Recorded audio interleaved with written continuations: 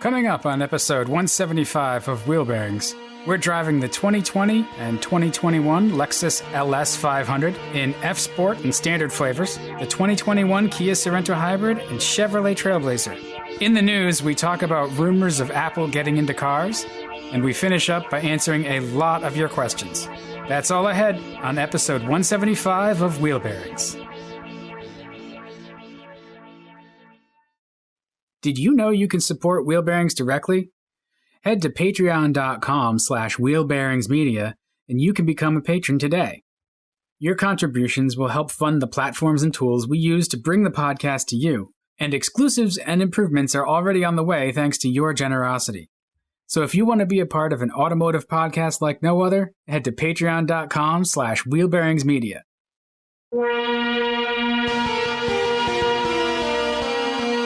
This is Wheel Bearings. I'm Dan Roth from Forbes. I'm Rebecca Lindland from Rebecca Drives.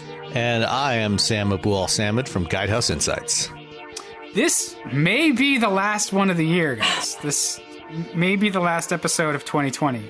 Not the last episode, just the last episode of 2020. Right, not the last episode, especially not because, we have some Patreon supporters. We got a couple more over the holiday, so that seems to be going well, and thank you everybody for supporting us. We're up.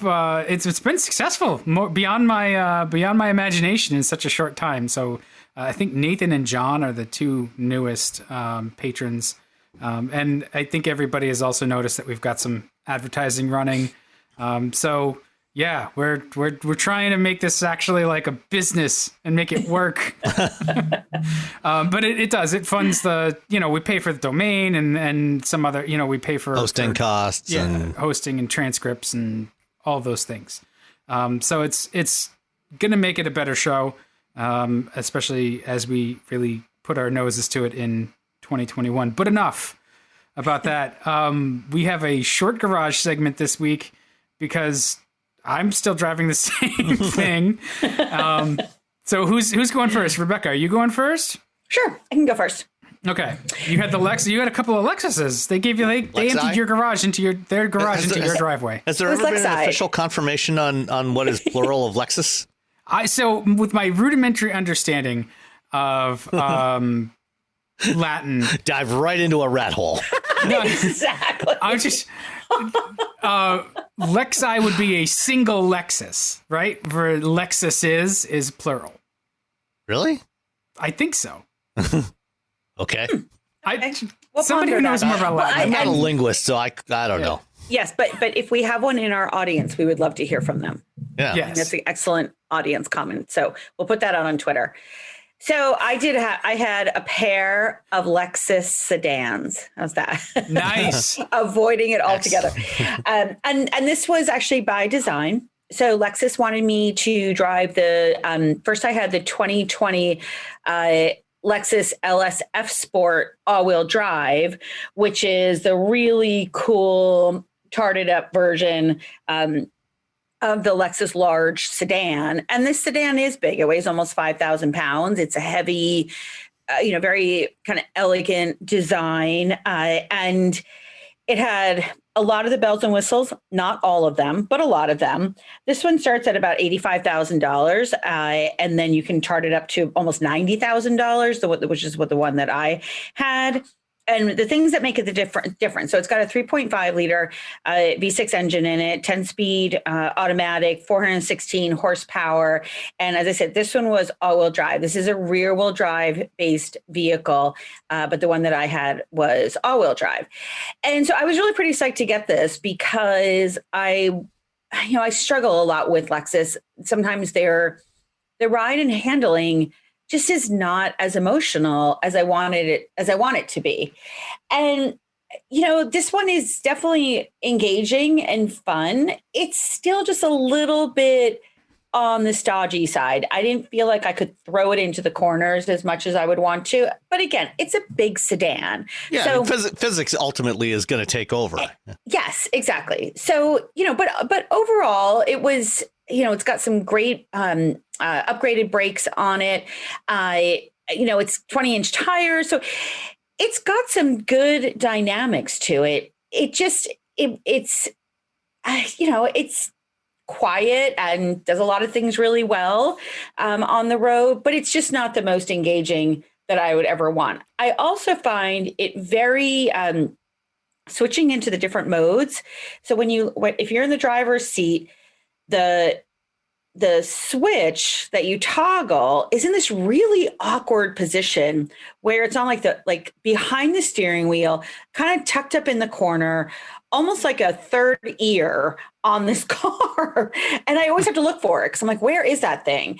And I wish that they would just make that a little bit more ergonomically friendly because it's very awkward. And then you have to kind of look and see which mode you're going into. So that's just like a ergonomics kind of issue that I have with when Lexus has this kind of setup to it. But, overall, I feel like the design, it was in 2018 that they redesigned it. I felt like it's aging a little bit.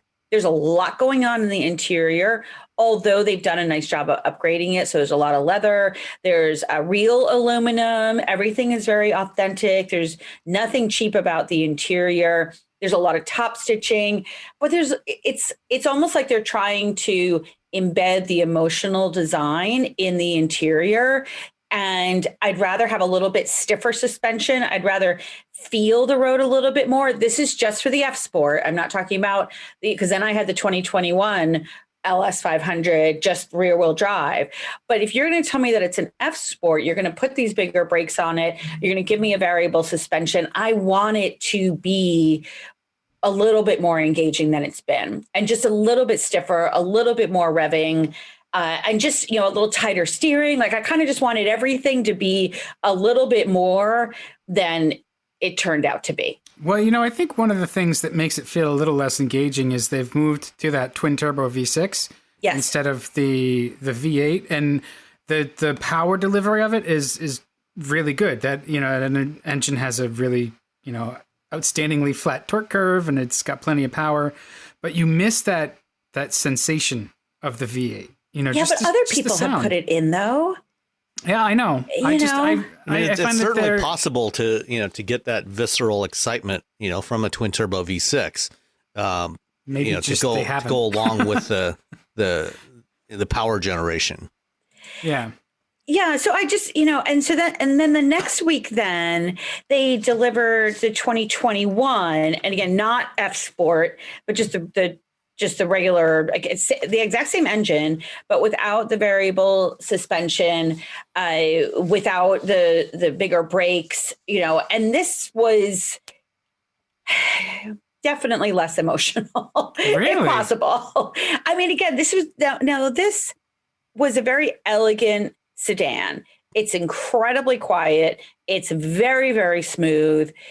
That you're in an expensive vehicle. This thing started actually. So the one that I had started at 76,000. Mine was tricked out to almost 90,000, and it can go up to $105,000, which is impressive. It's an S-Class competitor, right? Like it is. That's actually, when you compare it to, those top end big luxury sedans like an S-Class or 7 Series, that's actually pretty reasonable.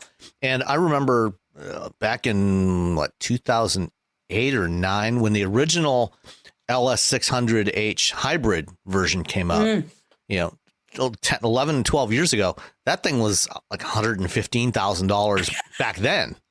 So, 105 now is actually a pretty reasonable value. What a bargain. So one of the things I do wish, like the Lexus safety system on this with enhanced radar cruise control, lane change assist, front cross traffic, and pedestrian alert, that's a $3,000 option. I feel like that should be included. That should be standard, especially isn't that the same as Toyota Safety Sense Plus that they're putting on all of their cars? And then there's well, wait a minute. What features did you say were in it, Rebecca? Enhanced all speed dynamic radar cruise control and lane change assist. Oh, no, and then front cross traffic alert and pedestrian alert. So yeah, really the only thing there, the front cross traffic alert and pedestrian alert, that's the cross traffic has probably got front corner. I think it's got front corner radar sensors. Right.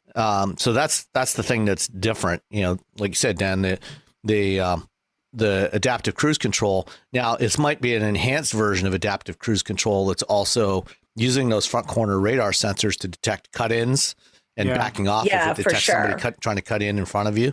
Right. But still, $3,000 for that is a lot. And then they nickel and dime you with like $220 for windshield wiper de-icer, enhanced heater, and headlamp washers. Now, I get that, not everyone lives in a place where you're going to need a de-icer, but again, it just seems kind of nickel and diming me. I don't know. I just $400 here, again, $200 there. It's kind of annoying.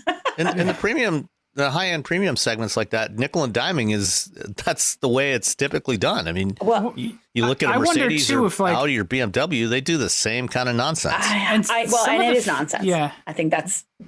Yeah, I was going to say, I think nonsense is accurate. Like, the features, like heated de-icer, like heated washer fluid, like that, it doesn't really help you unless you want to put more thermal stress on the windshield and crack it. Like, it just... they just seem like things to have on the car as conversation pieces.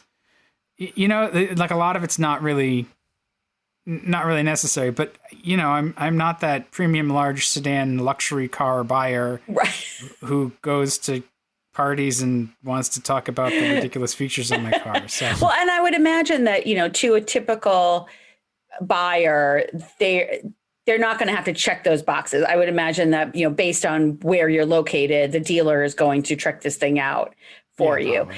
There's a lot of textures to the interior, just like there are to the exterior. And there's just a lot going on for me. I prefer a little bit cleaner, sort of Volvo-esque kind of feel, but that's just personality. I mean, that's just a personal preference. But overall, it was a large luxury vehicle. That's what it does. So this one, actually, the 2021 offers Android Auto. The 2020 does not. So that is a significant improvement with the overall awful and tune system. I also didn't love the gear shift. I felt like, I'm very picky about these things, so I'll stop bitching about it. Well, but what is their gear shift? That's what we're here for. Have they done like another reimagining of the convention? No, it's just that you got to I felt like I needed to look down every time to make sure that I was putting it in drive. You can shift it over from manual mode if you want to use the paddle shifters, but I didn't love the feel of it. But again, I think that's a personal preference from me that I'm not crazy. It's just some of the ergonomics were not my favorite in this, but it may not be something that bothers everybody.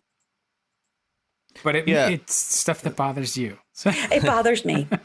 Well, and that's why we're here. It has one of these electronic shifters that, it's an electronic switch. It's not a mechanical shifter. So it's not just forward and back. It's the kind of thing that, we've seen variations on this, in hybrid vehicles for many years. And it is, not always obvious, exactly where you're supposed to shift it, because it doesn't have a large range of motion, and it always returns back to this center point. And a lot of vehicles have a lot of modern vehicles have this kind of shifter, and that's actually one of the things I do like about the rotary shifters. Is that at least it's clear, exactly where you're supposed to be going, because there is a more, there's only, you can twist it. That's it. Right. And this thing, you can go forward and back and side to side, and it's less than obvious what is the right thing to do. And you do have to pay more attention when you're putting it in gear. Right. But I will say, so my brother Larry's visiting from California, and he is 6'3", and he fit in it really well, which was great, because he doesn't fit in. He tried to get into, I had a Mazda Miata as well, which we'll talk about next week, but he tried to get into that, and that was not happening for him. But, this, I will say, I mean, we're sort of the two extremes, right? I'm 5 feet tall, he's 6'3", and a big guy. And he fit in it really, really well. So that's definitely a positive. This would be a vehicle that, would be great for him. He had a Chrysler 300 for years, and part of it was because he could fit in it well and comfortably and get in and out of it easily. From that standpoint, and again, it's a big sedan. Definitely has a very luxurious feel to it. I will be interested when they consider doing a refresh on the exterior, because I do think it's gotten a little bit tired. Yeah. Yeah. Well, I mean, I would expect it in current fashion to pick up more lines and strakes and swoops. And... a bigger grill if possible. I don't know. I'm not sure that's possible on a Lexus. Theirs only actually goes small. Yeah. So that's my garage. I did like having them back to back. I did like that. It was nice to have that, the compare and contrast. Yeah, especially when you've done, when you've got a fairly mild mid-cycle refresh like that, to have them back to back like that, you're more likely to notice the differences. Right. Exactly.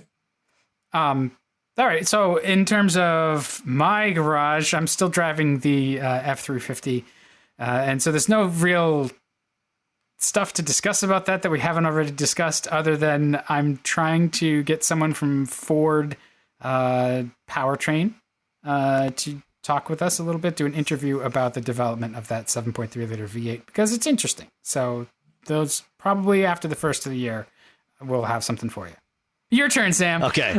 So I also had a couple of vehicles. The first one I only had for 24 hours, as part of one of the things, a number of automakers have been doing in recent months is virtual drive programs for new vehicles, and instead of flying people out to a location, which some are doing, and you've done a couple of these, Rebecca. Others are just sending the vehicles out to people, to do a 24-hour or even a weekend loan in some cases, to get a quick first impression, like we do, and then once everybody's had a turn in it, then turn around and do the longer week-long loans. So I had the Kia Sorento hybrid, the 2021 Kia Sorento hybrid for about 24 hours. And the Sorento has been redesigned this year. And, Sorento is an interesting crossover because it's in that mid-size class. So it's not as big as something like an Explorer or Toyota Highlander, or the Telluride, but it's a fair bit larger than something like the Sportage or RAV4 or Escape. And and there are other vehicles that are similar in size to this, like the Ford Edge, is a comparable size to this, or the Toyota Venza, is also in that similar size class to this. But what's distinctive about the Sorento in this class, in this segment, is that it's available as a 3-row. Most of the others are only 2-row utilities. And the first thing I will say is that, that third row is really only for either for smaller kids or for short trips for adults. Or that daughter's boyfriend that we were talking about the last time. Yeah. So I actually did climb back into the third row, and, I was able to sit in there. My head was not quite touching the headliner. But, because of the size of this thing, the rear seat, the third row seat is sitting on the floor. So when you're sitting in there, it's, very much a knees up position. So the second row seats are adjustable fore and aft, so, at kind of the midpoint of the second row adjustment, I was able to sit without my knees touching the second row seat, but it was not a comfortable position. It's not something you want to do on a regular basis, at least for an adult, or, somebody who's taller. For kids, not really a problem. Kids could fit back there without any problem. Can you put a car seat or a booster seat back there, or not really? I wonder. I'm not sure. I'd have to go back and check. I don't know if it has the latch system in the third row. I think it's only in the second row. Plus, probably. I don't think you really want to do that anyway, because to reach back there would be very challenging. It would be very awkward to try and get a smaller child into a car seat in that third row. So what is the point of it? Very, very much for occasional use. So, if you let's say, for example, it's there if you need it. And the other thing is, with that third row up, you've only got 12.5 cubic feet of cargo space left behind it. So there's very little cargo space left. So it's not something you don't want to take 6 people or 7 people on a long road trip in this thing.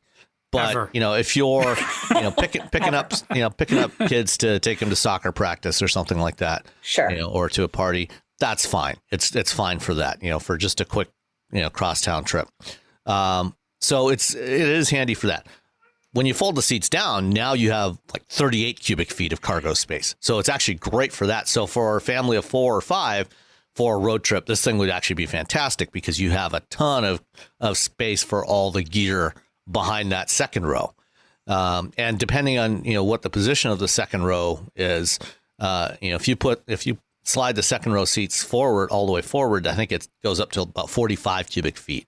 Wow. So if you slide them back, I think at all the way back with the second row seats all the way back, I think it's somewhere around 30 cubic feet. So there's a lot of cargo space in that way, which is actually better than most of the other mid-size crossovers like this. Design. Sorry. Go ahead. Go ahead. You have. I was going to the exterior design of it is fabulous. Yeah, it's and that's what I was going to get to next. The last 2 generations of the Sorento, when they went from the second to the third generation, it was very much a very incremental change. It kept a lot of the same kind of design language. They softened it up a little bit.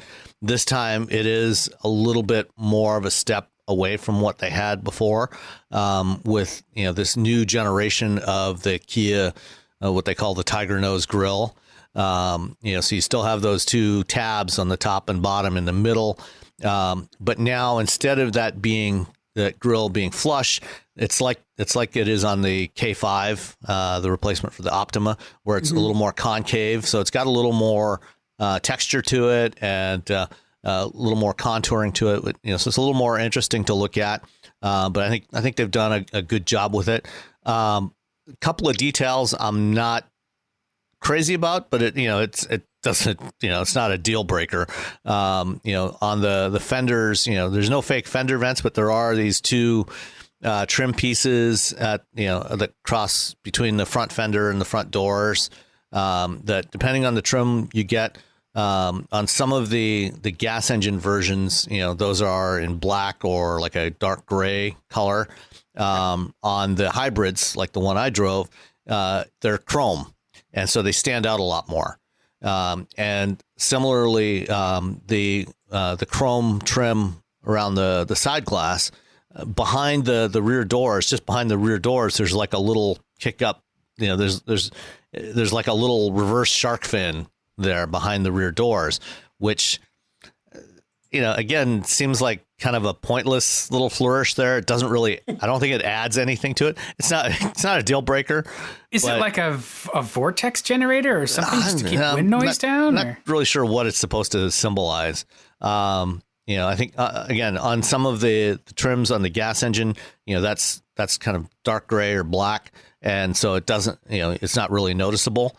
On the both hybrid trim levels, it's done in chrome. So it does stand out more, but it's a minor detail. It's not going to stop. It wouldn't stop me from buying it if I was interested in this vehicle. Yeah. So you said you had the hybrid. Yeah. So they've revised powertrains for all, like the Sorento across the board, right? You could get they've got a new 2.5 liter turbo, 8-speed dual clutch transmission, which is interesting because it's a wet clutch, which so this is the same transmission that's in the new, the 2021 version of the Hyundai Veloster N, and some of their other models. And so the gas engines, there's two 2.5 liter 4-cylinders. There's naturally aspirated version and then the turbo version. Yeah. What I had had the hybrid. Was the hybrid, which is new this year. So did you have the plug-in or just the regular? Just the regular. The plug-in won't be out until sometime in the summer. So right now they're launching with the regular hybrid. What engine's in the hybrid? So it's a 1.6 liter turbo. Just a little with 1.6. With the same kind of setup that they've had in other Hyundai and Kia hybrid vehicles over the last 10 years, where it's using a six-speed conventional automatic transmission with the motor in between, the electric motor in between the engine and the transmission. 227 horsepower in this configuration. So it's the most powerful hybrid that Hyundai Motor Group has done yet. Although we will be seeing more powerful ones. When the plug-in hybrid arrives, it will have a bigger motor and a bigger battery. It'll be 260 horsepower. The hybrid is only available right now in front-wheel drive, no all-wheel drive version with the hybrid. The plug-in hybrid will have all-wheel drive because it'll actually have. Why is that? It's not entirely clear. I think there's just a decision. Is there like an engineering reason for it, or not really? No, okay. Not really. Okay. I think it was just they didn't feel that there was going to be enough demand for an all-wheel drive hybrid, which is interesting because all the other hybrid crossovers, the Escape, the RAV4, the CR-V, and even the Venza all have all-wheel drive available, at least as an option. In some cases, right. Like the RAV, it's actually standard. I think the powertrain is really good. I really enjoyed driving it. So I took this thing out and drove it for several hours. I think the way that Hyundai and Kia do their hybrid setup, I think it is a very good configuration. It feels better than a lot of the other hybrids because it's not a CVT. It feels it's really feels more satisfying natural to drive. It's got a lot of like positive feel to the powertrain instead of that sort of slushiness. Right. So you never get any of that motor boating effect when you're accelerating. And I think, it just feels really natural and it feels really smooth. They do a really good job of the control, the transitions between, engine engaged and engine off. You never really feel it happening. There's no jerkiness to it. I averaged, I think about 30, almost 38 miles per gallon with it, which is right around the EPA combined fuel economy rating. And, this was on a relatively cold day, with some snow on the ground, cold, wet pavement. One of the interesting things about the hybrid, 17-inch wheels instead of much larger wheels. So there's a little more compliance there from that extra sidewall that you get, which, I appreciated, especially on some of the roads around here. One thing I did notice is that hard acceleration on cold, wet pavement, I did manage to get some wheel hop. Which was, quite substantial wheel hop. But most people aren't going to be driving it that way most of the time. So, overall, the interior, the new interior is, feels more premium. The one I had some nice aluminum trim across the dashboard, very nice screen in there. Updated version of the infotainment system, wireless support for wireless Android Auto and Apple CarPlay, which is something all of the recent vehicles I've had over the past month and a half or so have had wireless support for both Android Auto and CarPlay, which it turns out to actually be, as long as they also include a wireless charging pad and you have a phone that supports that, I think and that fits. And that works really well because I can get in, put my phone down on the pad, and not have to futz around with the cable. I don't have a cable dangling around, so that works. That all works really well. So I like this thing a lot. I thought it was really good, and I'm really looking forward to trying the plug-in hybrid version, which is supposed to have 30 miles of electric driving range when it arrives later in 2020 or 2021. The hybrids, the regular hybrids, are available now. They should be in dealers right about now as we're recording this. I think it's going to be another success for Kia. The Sorento is one of their top selling models. One of the interesting things, one of the reasons Kia explained for why it's offered as a 3-row, when you have the Telluride, which is larger, it's a more useful 3-row. The Telluride is only for North America and Middle East. It's not offered in Europe or China or even Korea. It's only for the North America and the Middle East, whereas the Sorento is a global model. And so they wanted to offer a global 3-row. It's the right size that's more appealing in most other markets as opposed to the Sorento or the Telluride being considerably larger. And pricing starts at about $33,000 for the S trim, and then the EX or the EX trim, which I had, including delivery and the cup. Just I think the paint was the only option on there. I had the optional runway red paint. Came out to $38,205 for that. So I think it's quite a good value for what you're getting, and you're getting a lot in there. It's got the all the driver assist features, lane keeping assist, and blind spot monitoring with cross traffic alert. Doesn't have front cross traffic alert like that Lexus, but you're also not paying an extra $3,000 for that. Exactly. But it does have the rear cross traffic alert and adaptive cruise control and all the other goodies in there. So I think it's quite it's quite a nice vehicle if you're looking for something. Something like the Telluride is a little bit too big for your needs. And, you want something that, especially as a 5-seater, 4 or 5-seater, you can get it with center captain's chairs, which the one I had. It works. It's a very comfortable vehicle. One note, it did have a little more road noise coming through than I expected, especially on a hybrid. Usually the hybrid models typically have a little more sound deadening in there or some active noise control to keep that down. But it wasn't so bad that, again, it wouldn't be a deal breaker, but, it's just something to note. If it's something that annoys you, you may want to look elsewhere, but it's definitely worth taking a look at. So that's the first take on the Sorento hybrid. Yeah, it's Kia has and Hyundai, they've really studied the market. They offer a really wide array of choices, and their styling and premium feel like it's an impressive thing to watch how they've moved in 5 years. And this thing just looks great. I love they're offering it in green in X line. So there's like a butched up trim, and the back kind of reminds me of the old SN95 Mustang.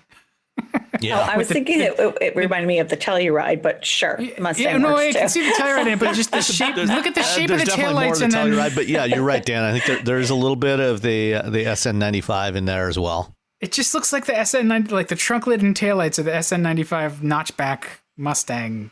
I don't know. Awesome. I think it's super handsome, and I love that green as well. I think it's a really handsome vehicle, and it does evoke that very muscular look of the Telluride, and the vertical headlamps or rear tail lamps rather look great. I think they've done a really nice job, because a lot of this size vehicle can look very, very nondescript. And, kind of, especially to a general consumer, everything sort of blends. They can't tell a RAV4 from a CRV. But I feel like I think that this could be a very distinctive vehicle for Kia. I think it's great looking. Yeah, no, they're killing it in terms of just design and style, and the stuff that leaves a good impression. It's just beautifully done. And for the money, it looks and feels a little bit more premium than some of the other stuff in the class. It's a tough class too. There's some nice stuff in there, but they're keeping the Sorento fresh. They're not letting it rest. Yeah, I mean, they're keeping it to like 4-year product cycles. So they're updating it on a pretty regular basis, and that's good. They're not letting it get stale. So the other vehicle I had for the remainder of that week, after they took back the Sorento, was the Chevy Trailblazer. The Trailblazer got kind of a quiet debut last November at the LA Auto Show. Just kind of slipped out there. It wasn't a big deal. This is another smaller compact crossover, but it's bigger than the existing Trax. Smaller than the Equinox, kind of slots in between those two. And I think that I'm guessing that this shares I know it shares a lot of its underpinnings with the Buick Encore GX that Rebecca drove a while back, which is also a little bit bigger than the original Encore, and because it shares the same powertrains with the Encore GX, and I like the design of this thing in particular. I really like the way that the Trailblazer looks. It's got this kind of chunkier, little sportier off-road, a little bit more aggressive look to it. I think it's got better proportions than the Trax. The Trax looks, a little frumpy. I think it's a fun design. I have to say, my brother is borrowing my Encore because his car is in the shop, and he pulls up, he goes, "It's a potato." It's a potato.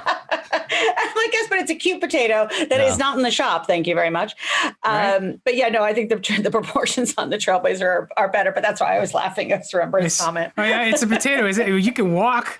Exactly. Yeah. So, I think, it's a good looking vehicle. As I said, it's a little bit bigger than the Trax.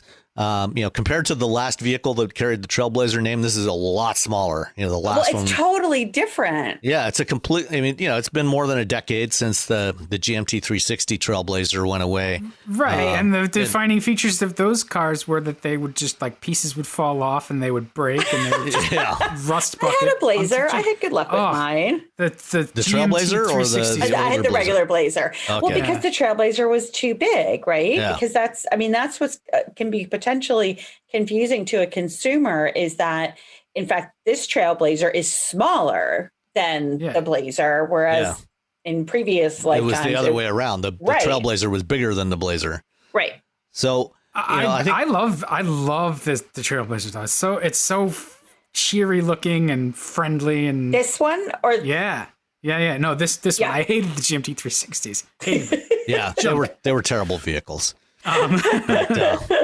But no, this one is it's fun looking, and I think it's a really good size, as especially, if you're going to be using it, as a commuter vehicle, an urban vehicle, it's, reasonably sized for parking and, fitting through traffic and things like that.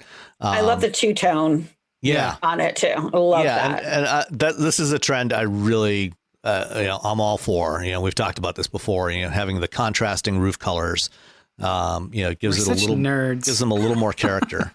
So there's the only interiors are jet black or jet black. Jet black with a little bit of. Sounds like GM. Yep. Or is it just the color that I chose? Mine was like black with brown accents. Yeah, there's jet black with almond butter. Yeah, and then there's what I had. Jet black with Arizona accents, which is only, it's basic, but you're basically getting a black interior. Granted, a lot of the vehicles, they have limited interior color options, and I think that's because probably most people select the darker interiors. They're easier to keep clean.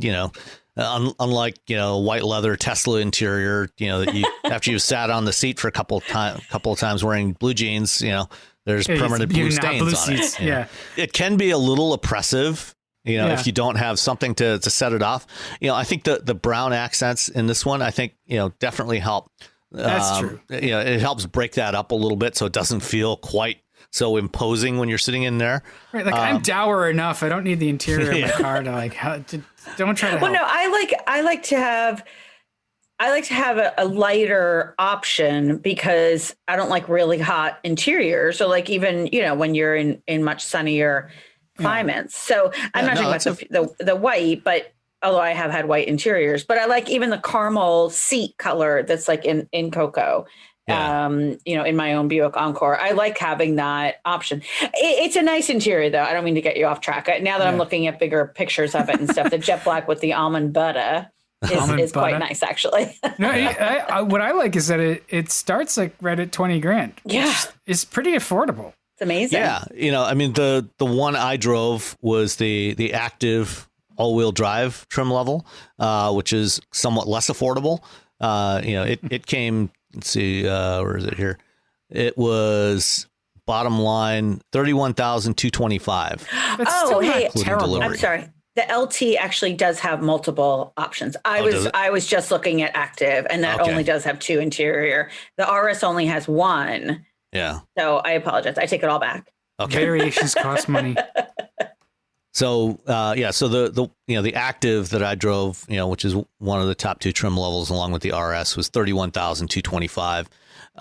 It starts at $27,000 for the active all-wheel drive, and this one had a fair number of options, including the technology package, which adds wireless CarPlay and Android Auto, and the upgraded infotainment, latest generation infotainment, adaptive cruise control, LED headlamps, HD radio, et cetera, a bunch of other stuff. And this, that's some of that stuff you can go without. I think you can certainly live without some of those things. As I said earlier with the Sorento, I definitely like having the wireless Android Auto. That's a nice touch. There's 2 powertrains available in the Trailblazer. The base is a 1.2 liter 3-cylinder turbo with a CVT, and then if you get all-wheel drive, then you get a 1.3 liter turbo with a 9-speed automatic, which I think I haven't driven the 1.2, but the 1.3 with the all-wheel drive, I think is a very nice combination. It's got more than adequate power. It's 155 horsepower, I think. It just cracks me up that they split hairs that closely, like 1/10 of a liter is gonna. Why didn't they just turn the boost pressure up?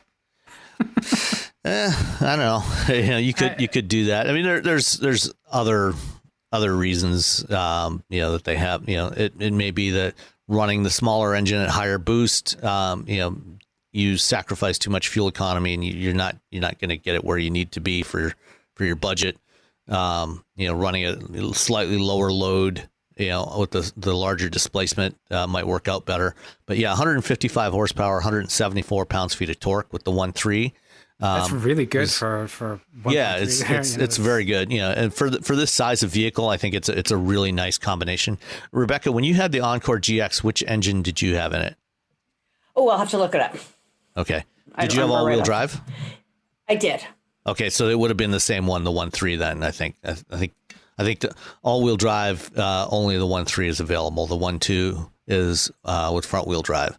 Okay. So it was a peppy little thing, though. I mean, yeah. I admit I liked it better than Coco, even though I own Coco. Yeah. I liked having a little bit more room. Yeah, it was the 1.3 liter 4-cylinder, and then the 1.2 liter is also available. Right. Mine had 155 horsepower. I'm curious, when you drove the Encore GX, what was the noise level like? I actually thought it was pretty good. I mean, I wrote in my review that the road noise was pretty minimal, so I didn't think it was bad. Okay. It definitely seemed like there was quite a bit of noise coming into the Trailblazer. But Buick is going to have that quiet tuning thing going on. So, as a Chevy, especially, and, I don't know if, maybe some of the other trim levels might be a little quieter. Certainly, I think, one of the it was more so really the engine than road noise. I mean, there's some road noise, but, the engine seemed quite loud in this one. And that may have been a deliberate choice, for the active and maybe the RS trim levels, to make it feel a little louder, a little sportier.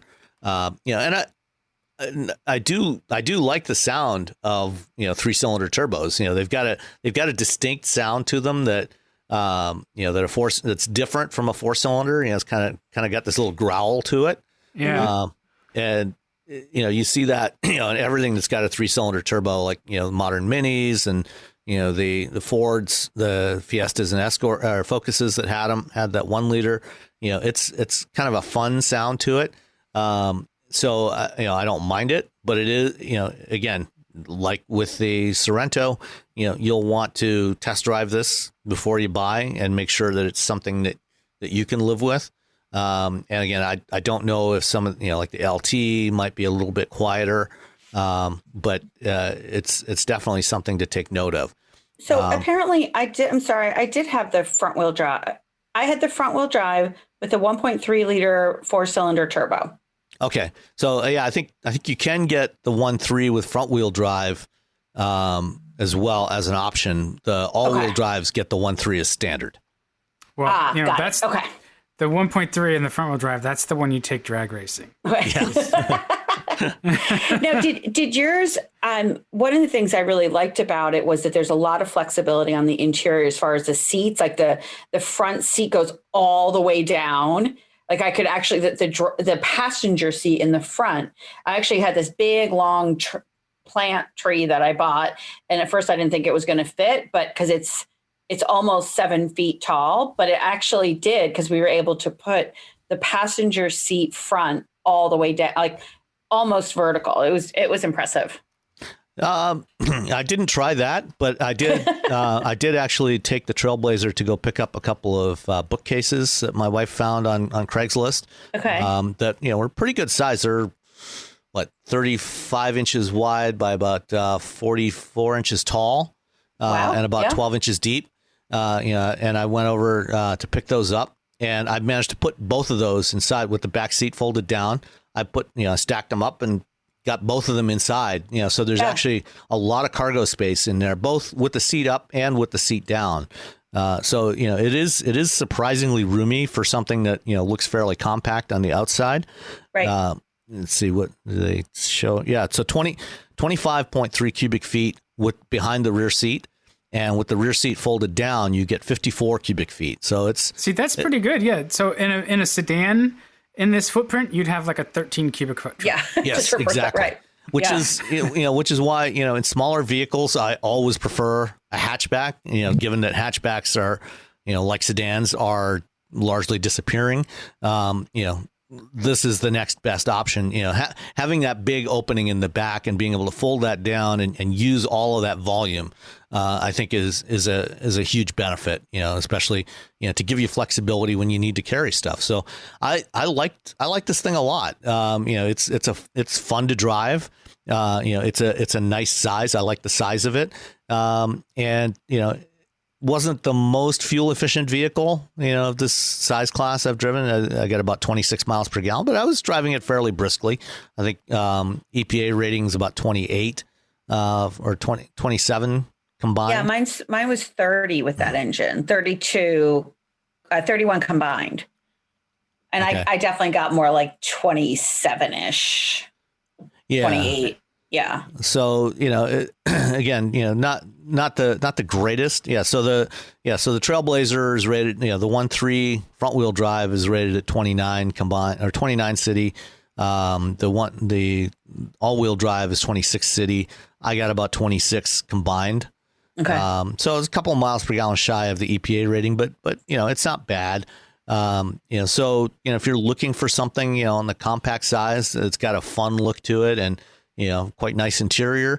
This is definitely a good choice, I think. Smartphones have gotten way more expensive over the past decade, and all it takes is one impact on a hard floor to make you wish you had spent a few bucks to put a case on it. Going online without ExpressVPN is like not having a case for your phone, and it only costs a few dollars a month. Nicole, Robbie, and I travel a lot for our work, and we spend a lot of time in hotels, coffee shops, airplanes, and of course, the Delta Sky Club. Connecting to the Wi-Fi in any public places with shared Wi-Fi puts your data at risk because bad actors could be intercepting what you send and using it to steal from you. It only takes some cheap hardware to intercept Wi-Fi data, and even a smart preteen can do it. Hackers can make up to $1,000 per victim selling personal information on the dark web. ExpressVPN stops the bad guys by creating a secure, encrypted tunnel between your device and the internet. ExpressVPN uses state-of-the-art encryption that would take a supercomputer up to 1 billion years to crack. I have ExpressVPN on all my devices, including a MacBook Pro, Windows laptops and desktops, and Android and iOS phones and laptops, or tablets. When I want to be secure, I just launch the app, click once to connect, and my data is secure. As I said, I travel a lot for my work, and I have to connect to countless public Wi-Fi networks in many countries. I have ExpressVPN on all my connected devices so that whoever else is on the same network can't see any of my data. That's important because I often have to check banks, credit card accounts, and transmit client data that might be sensitive, as well as filing articles on news that might be under embargo. ExpressVPN protects all of it, and I've been paying for my own account for years. Secure your online data today by visiting expressvpn.com/wheelbearings. That's expressvpn.com/wheelbearings, and you can get an extra 4 months for free. expressvpn.com/wheelbearings. Let's talk about some Apple stuff. Yeah, Okay, I think we need to talk about Apple a little bit. Briefly about Apple stuff. Okay. There's chatter again about Apple developing its own car. And there's been that ridiculous fake video making the social rounds. I don't know if you've seen it with the wheels that look like trackballs, and it's actually a Mercedes. So, brand fans, they're losing their minds. I'm kind of scratching my head. I'm sure you two are as well, because the details are, they're pretty thin about Apple working on a car. I mean, they've been working on a car on some automotive project called Project Titan for quite a while now. Almost 6 years now. That's really about all we know, right? Pretty much, yeah. I mean, this first came up in February 2015, so we're just shy of 6 years. And at the time, back in 2015, I wrote a series of articles on my blog, which I'll include a link in the show notes, explaining why I didn't think that Apple would ever actually pull the trigger on putting this into production, or if they did, what approach they would take, which my take on it is that they will never actually sell this to consumers. It will be available only by subscription or perhaps as a robo-taxi service. Well, that's interesting. And, since 2015, we really haven't gotten much additional detail. There's been stories that pop up every once in a while about Apple kind of restructuring the program and moving away from designing a complete vehicle and focusing just on an automated driving system. And, we do know that Apple has been working on an automated driving system. They have permits in California for road testing. And we've seen a bunch of photos. They've got a fleet of about 50 Lexus RXs equipped with various iterations of their automated driving system. And there's been photos that have popped up, periodically of those vehicles. And, Apple publishes, or they submit their disengagement reports to the California DMV, like every other company testing this stuff, except for Tesla does. And, the speculation more recently has been that they were going to focus on that and, license that to other companies to install on their vehicles. But the truth is we don't really know anything specific about what their production plans are. Rebecca, have you got any thoughts? I think we can all agree that they're definitely working on something and it's almost their responsibility to work on something as a corporation, as a technology company. Apple has, they've got all these tentacles. They're always working on secret projects. They're always working on stuff. I think that people are overly excited about the idea that they're suddenly going to drop a car on the market like they did, like the iPod years ago. When they were developing those things like the iPod, that was a very, very different time. Social media was not really around. The rumor mill was much more kind of word of mouth, if you will. So the idea that they're suddenly going to come out with a vehicle, I just think is highly, highly unlikely. I would like to see them, because I think that companies like Apple push traditional manufacturers to maybe stretch their own technology, their own creativity, maybe accelerate timelines. So I like the idea. It's similar to why I think it's a good idea that somebody like Elon Musk and Tesla's in the industry, because they push those boundaries and they force force legacy companies out of their timelines and their comfort zones. I think that the market is insane to think that this car is going to come out in the next couple of years, because there's a lot that goes in. A car is far more complex than an iPod or even whatever iPhone they're up to, iPhone 12 or whatever. So I think that this is something that we are going to have a lot more concrete examples of production than we would of almost any other Apple product that because it just doesn't require as much. What they build now doesn't require as much infrastructure and hardware and factories and things like that. So, I mean, I think what's catnip to everybody in the rumor mill is that Apple is famously secretive. yes. So if anybody can do a project like this and keep it under wraps, it's them. And so that's driving some of the conjecture. And I think it's, Apple working on automotive projects isn't new, like we were just talking about. And the company does know, they bring value to that space. They know a few things about UX, about software, operating systems, stuff they could be really valuable as a supplier with to the automotive industry. So I think even if they do decide to build an Apple branded car, they're smarter than Tesla. They'll use a contract manufacturer or partner with an automaker. Foxconn builds the iPhones. That's what Apple does for everything they build. They don't own any factories. Right. They understand manufacturing at scale, even for a car that's like it's pretty different, but it's not the sort of general practices, I think, are pretty portable from building phones to building cars to building, whatever else it is. Obviously it's more complicated with a car. There's just a lot more parts. There's a lot of regulatory hurdles to jump through and things. But if they were to partner up with someone like Magna to actually build it, they'd be in good hands. And they're clearly a consumer favorite. Smartly diversifying their lines of business can help fill in those revenue troughs. If people decide they don't want to be buying the iPhone 13 or 14 or whatever, for $1,000 every 3 years, being in the automotive sector isn't necessarily bad, at least from a sort of surface level. They are consumer favorite, but it doesn't mean they're successful. I mean, Apple TV is still sort of limping along, the smart speaker. They've gone into some of these arenas that on paper they should have succeeded, but for whatever reason they did not. I do like that with the fact that they've got such enormous market cap. They're trying and failing. I like to see the failures.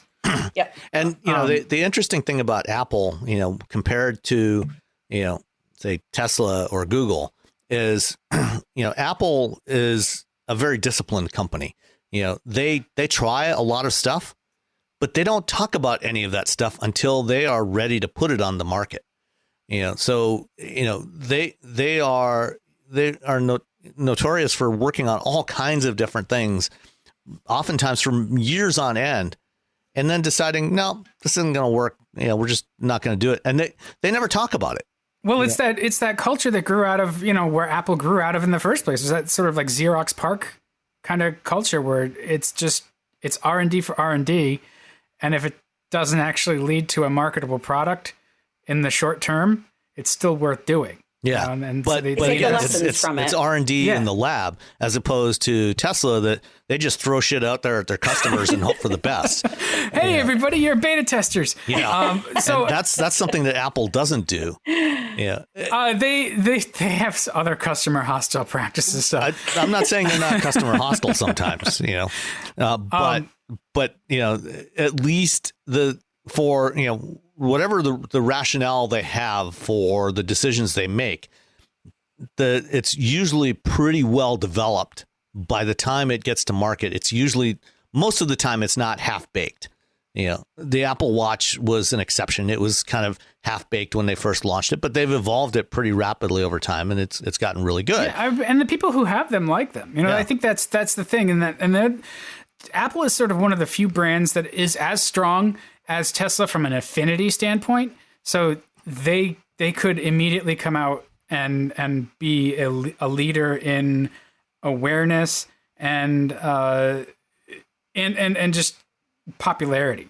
They'll be the next hot thing if they drop a car in the market. Absolutely, they definitely would. I mean, I would be all over driving that thing. I'd be very interested. Experience. I'm sure I'd have a lot to say. Yeah. But what about the idea that, if Apple decided to go into automotive supply, to say, okay, Mercedes, you want to put Apple UI in your Maybach, let's talk. They need to know if they decided to see what it would take to develop a car from scratch. So they know, they understand those automotive customers, right? Like if you're going to sell stuff to automakers, you need to know what automakers go through, right? So you can understand their challenges, you can speak their language, and maybe that's something and they've dipped their toe into that with CarPlay over the last 6 years. Yeah. So maybe that's like why, if they're developing a car to see how difficult it is, so that they understand all those areas that those potential customers are going to have challenges and be able to have a solution for them. Because that's one of the things you do when you're developing a business is you try to really get into the heads of your customers and have those solutions ready for them. That can look a lot like developing a marketable product, I suppose. Yeah. Now, I do think it would be interesting, though, if they start targeting the commercial space here, like tying it in like with Amazon or something and doing a commercial van, which we've talked about in the past, could be really appealing, and tying in some of their big corporate companies. That could be a different area that they go after as well. But that doesn't seem like the kind of thing that that's not a very Apple-like thing to do. Apple likes to do consumer products. They don't do servers. They don't do. They did all those things once upon a time, and then they abandoned them. And all those pro users, they're just like, we're not. Anybody have a trash can Mac Pro? Yeah, they're much more. They're generally much more focused on mainstream consumers. Although the more premium end of the mainstream consumer market, they don't go for the low end, which is why that's part of why I don't think that you'll ever be able to buy an Apple car, because they're certainly not going to sell a $30,000 Apple car. I don't think. You can get the whole bundle, right? For like $400 a month. You get the car, the Apple TV, the Apple Music. Aren't they talking about doing something like an Uber? Like, are you talking about like them putting out like an Uber, where you can't own it? Yeah, that's what I think. It'll be either some sort of subscription where you have access to the vehicle, and they retain ownership and control of the vehicle, or a robo-taxi service. Because for one of the things, Apple, among all the other things we've talked about, Apple's also a company that only gets into businesses where they can make very high profit margins.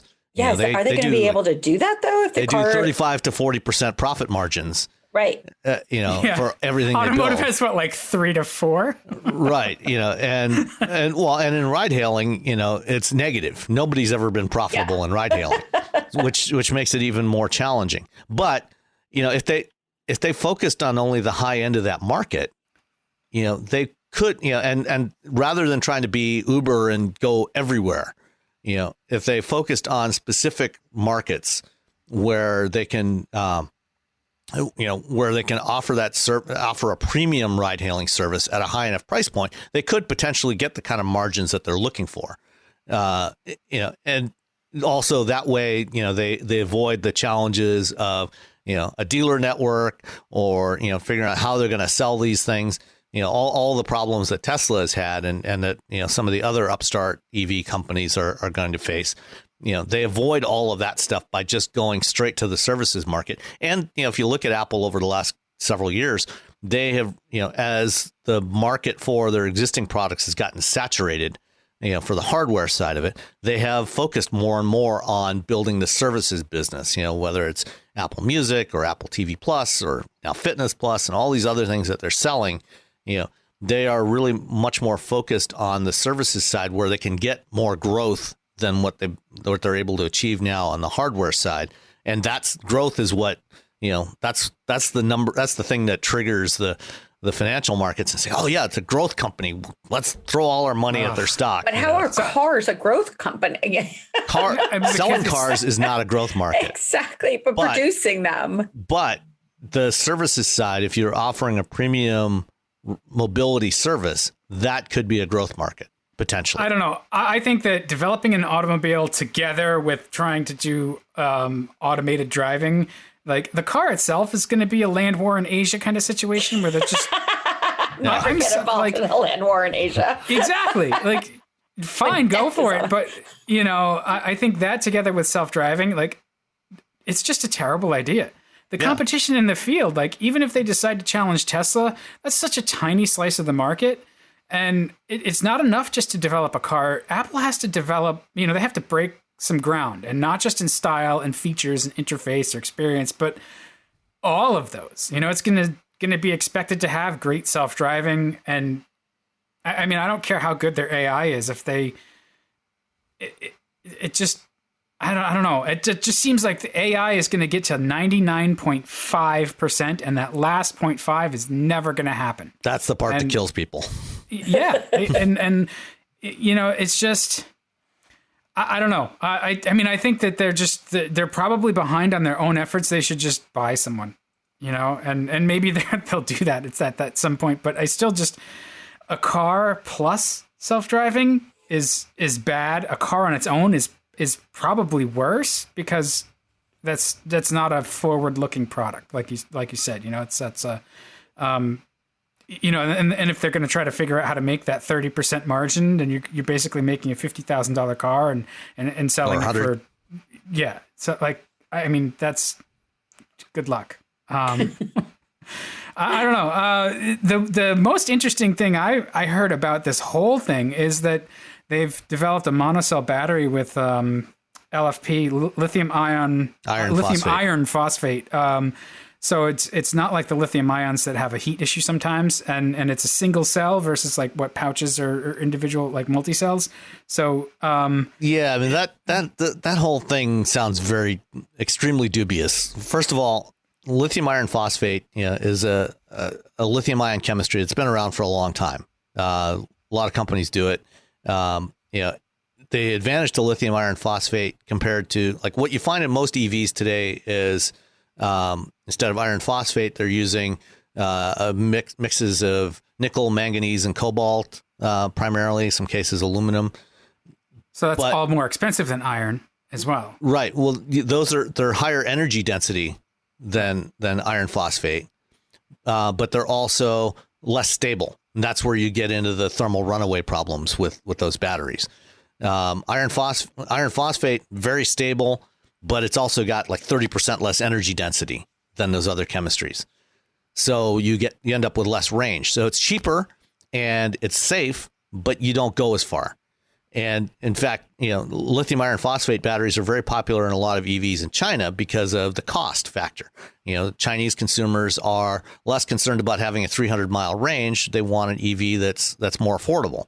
And that's why recently Tesla started selling a version of the Model 3 in the China market using lithium iron phosphate batteries instead of nickel NMC batteries, because they can offer it at a lower price. Consumers will buy that. And, it's a lower range. It's less than 200-mile range, but, they can get a lower starting price. So there's that part of it. And then there's this whole monocell idea of, where you make the whole thing one giant cell. It's not even clear what the hell that means. I mean, it's just, I was trying to find information on that. I was like, even lead acid batteries have cells like that. That's you put multiple cells together for the power level. You can't make cells that large enough, to do a single cell for a car. It makes no sense. Yeah, like I guess you could do an interesting shape to the cathode and the anode and figure it out. But like, you still have to cool the thing. But if it's like a cake, it's going to get hot in the middle, and you're not going to be able to cool it off. That's why nobody does. That's why there's a kind of an upper limit on how big you can make the cells. Because it's the thermal management starts to become a problem. And I think what it is, the reporter that wrote that story heard snippets of things from various sources. They're not really technically oriented and didn't really understand what they were hearing and just kind of threw it all in there without really knowing what it means or knowing what questions to ask about whether this is even plausible. And based on what's written there, I don't see anything that's actually really plausible. So they should I guess maybe we could interpret it like a structural cell. Like that seems plausible. They're not the only ones doing that. That part is plausible. I mean, that's, if you look at Apple's products, their phones and their computers, they've gone in the direction of eliminating a lot of the packaging around the cell. That's why all modern computers and phones have the battery sealed in. Instead of having a separate package around the cell, you just have the bare cell, the pouch in the device, and it's non-removable. So that way you actually leave more room in there. By eliminating that packaging, you leave more room inside that case for more battery, more cell, so you have better battery life. But again, at the size you need for a car, you can't make a cell that large. You'd still have to have many hundreds of cells in there to be useful in a car. And that's actually something that Musk talked about in their battery day a few months ago. Is going to this idea of eliminating the module packaging and just having the cells in there. But again, when you do that at a car scale, then you start to get problems with serviceability. If you have a bad cell in that battery pack that is structurally part of the car without any separate modules inside there, now if you have a bad cell in there, you can't service it. You have to throw away the whole thing. Whereas with the existing designs where you have 12, 14, 20 modules in there with cells in them, you can replace individual modules and service those offline without having to throw the entire battery pack away. Yeah, well, it's like that sticker on some electronics, right? No user serviceable parts inside. Yeah, now the entire vehicle becomes no user serviceable parts, which would be consistent with Apple's design philosophy over the last 10 years. But. Right. Ouch. Let's move on to some listener questions. Let's start off with Leith. I think, excuse me if I'm mispronouncing your name, but I think it's Leith Tussing. Anyway, the question is, when do you think affordable electric sports cars will start to be made? Something in the $60,000 or less range. I own a 2014 C7 Corvette, and I've had other gas-powered sports cars most of my life. Porsche 944, Pontiac Solstice GXP. Ooh, glutton for punishment. 2 Solstices. That's the only place the GMT 360 parts were good. C6 Corvette. The Solstice was a lot of fun to drive. Not great to live with. But. It's an amazing bit of parts bin engineering. It is. I just love, you look at that and the only thing that didn't come out of the parts bin was like the frame and the body. Yeah. Anyway, but I want this to be my last one, presumably last gas-powered sports car. I've looked at upgrading some of the compliance EVs like the Spark, Leaf, 500e, etc., to be more fun, but no one makes suspension kits for most of the EV versions. The only one with good parts options is the 500e, but after test driving it, the power is just too low. The Tesla Roadster isn't an attainable car, both from its non-existing and insane price, and Porsche Taycan isn't affordable, and both have 2 doors too many for my tastes. There are some small cars coming that might be sporty if anyone supported them, but most are only in the EU, it seems, like the Honda E, the new Fiat 500e, and the new Mini Cooper EV. I've seen rumors of a hybrid C8 Corvette coming, but those all sound like more up-trim options that will be well beyond $60,000. So what do you guys think? Let's see, did I get the whole thing? Yeah, it looks like the whole thing. Yep. Okay. So what do you guys think? I'll let you go, Rebecca. You are the analyst with your finger on the pulse of the public. I think, it's one of those things that, first of all, this 2-door power sports car market is very small anyway. In some ways, like the Lexus LC500 would be an amazing EV. I mean, that would be a really cool thing. I mean, it's not going to be 60,000, it's 100,000, but it's just that there isn't really a market for this. And that's, to me, is the biggest challenge here. I mean, he's named some of the ones, certainly the Mini Cooper EV is that idea, but there's just not a market for it, unfortunately. That, to me, is the number one issue. Yeah, I think that automakers are focusing on the markets where people are buying in the most volume and where that demand is. Eventually, there'll be some EV options. I'm trying to think the Audi e-tron there's the GT. Aston Martin Rapide, but that again has except four that doors, the and EV was canceled. Yeah, exactly. Well, the Lagonda, they canceled the whole brand. They put off making the Lagonda an EV, but yeah, I mean there's just not a market for it.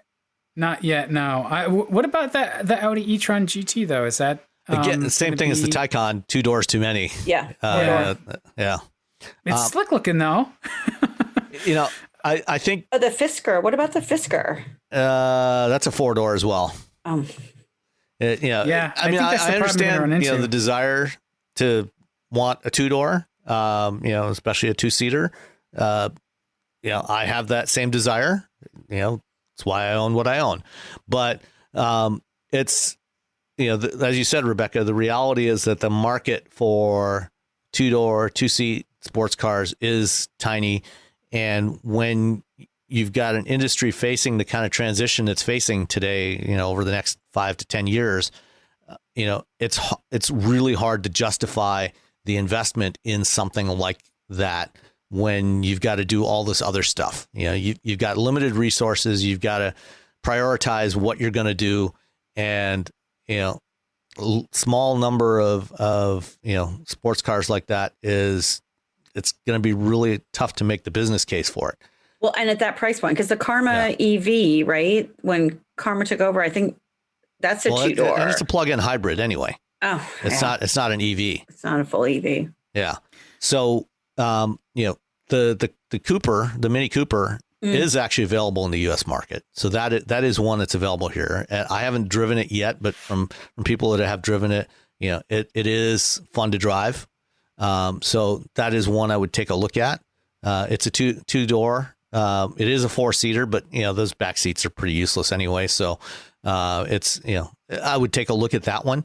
I think that if we look out a few years, with the transition to a lot of companies using some form of skateboard chassis, I think we actually will see some 2-door or 2-seaters start to come back because once you've got that basic platform in place, it becomes easier to drop different top hats on it.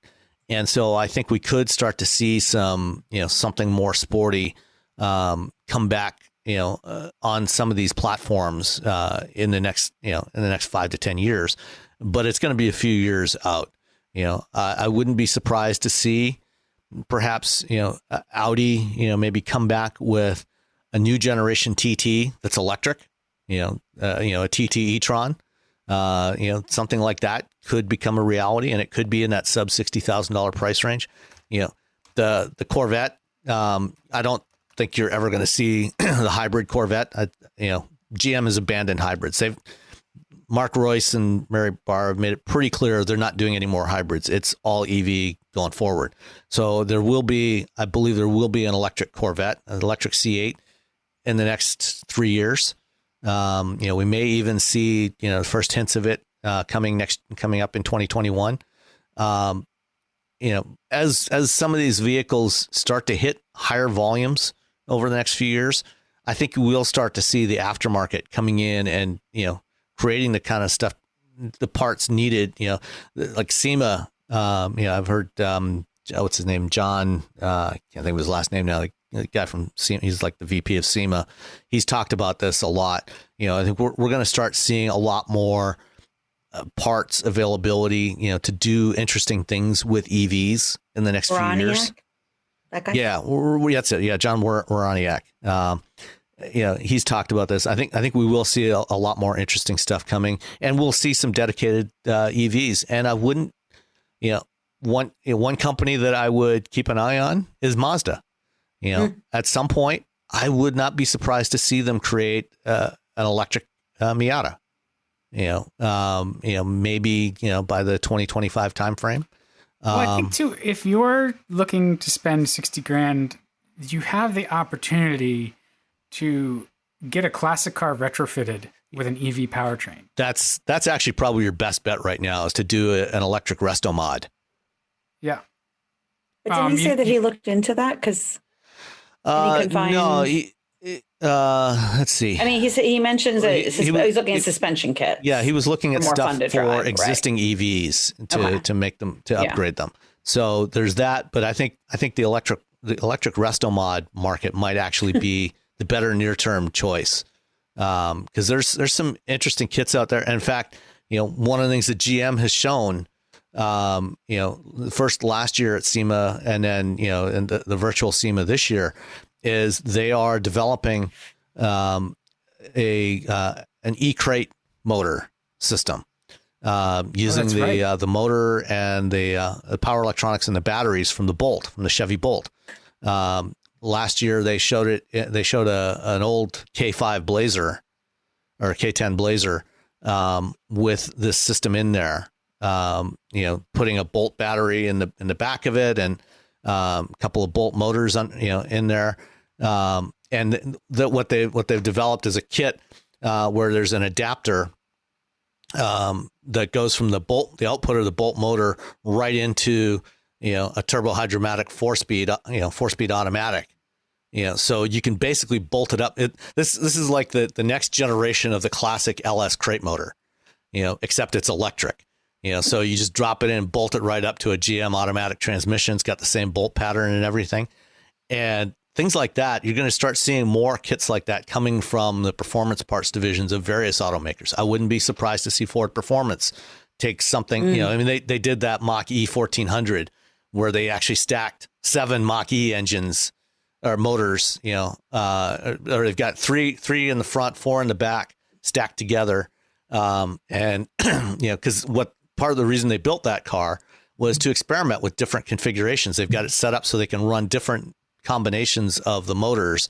And I wouldn't be surprised to see Ford Performance offer a kit based on the Mach-E motors and electronics, in the next couple of years.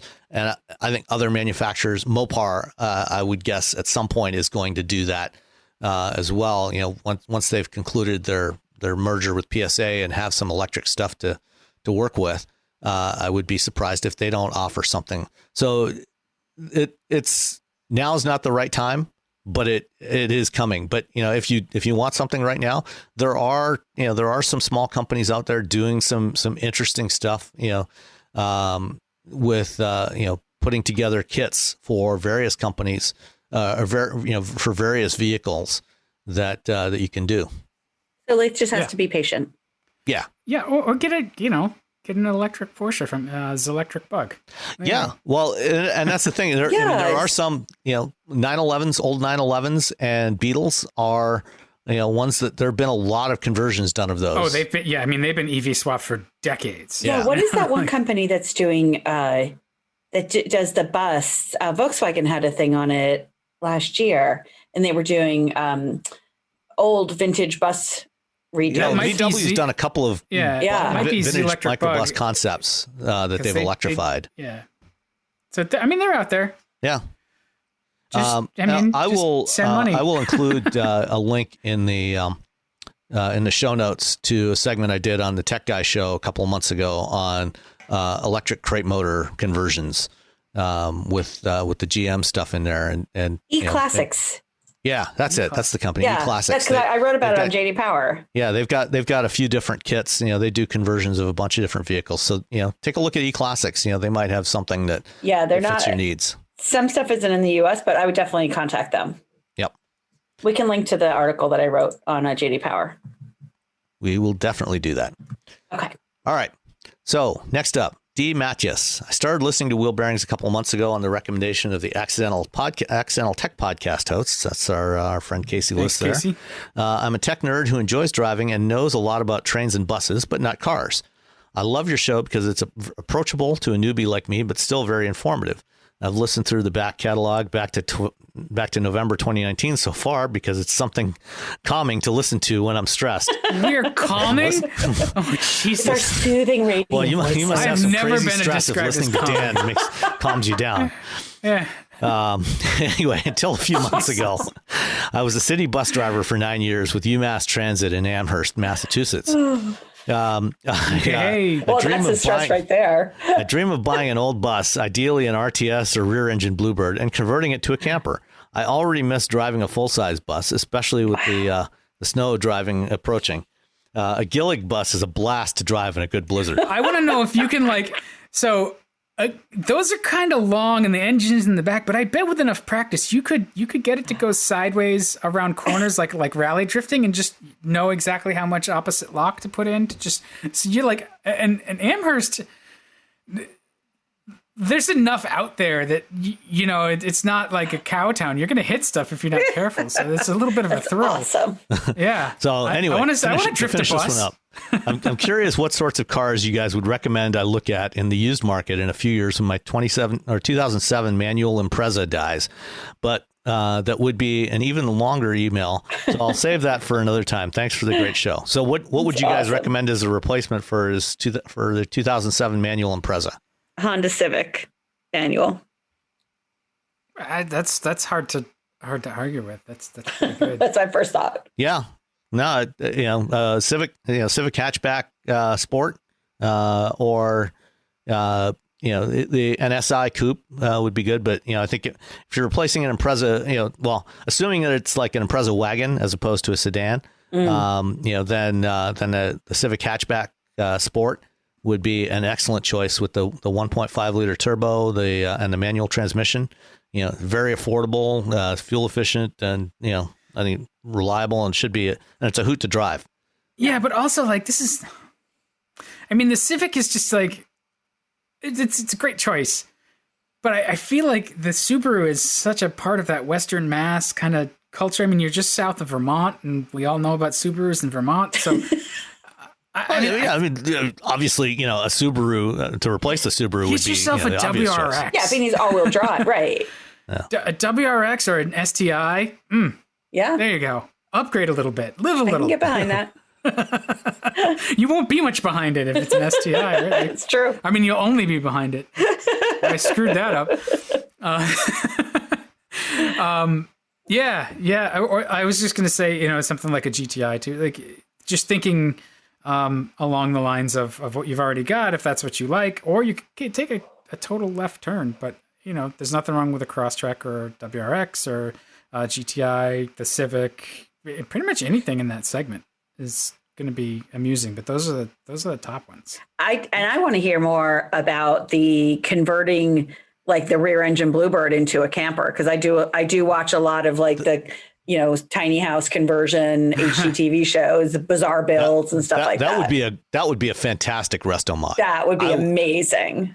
I would love to see Dee, get a Bluebird and drop a couple of electric motors in there in the back.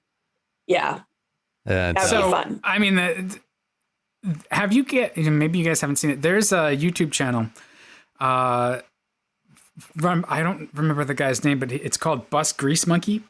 And so it focuses on older buses, like the older Flexibles and the GMCs that had the two-stroke Detroit diesel in them. But I mean, those two-stroke Detroits were, 671s and 871s and whatever were in so many things, like city buses, school buses, Greyhounds, from like the late 40s all the way up to, I don't know when they stopped making them, but there's a lot of camper conversions or mobile home conversions with those that are already out there, and they're a lot more labor intensive, I think, because they're older, so the engines are older technology. Still fascinating though, when you think it's a two-stroke diesel with a blower, and some of them are turbocharged and stuff. So it's just fascinating to watch how he resurrects these things.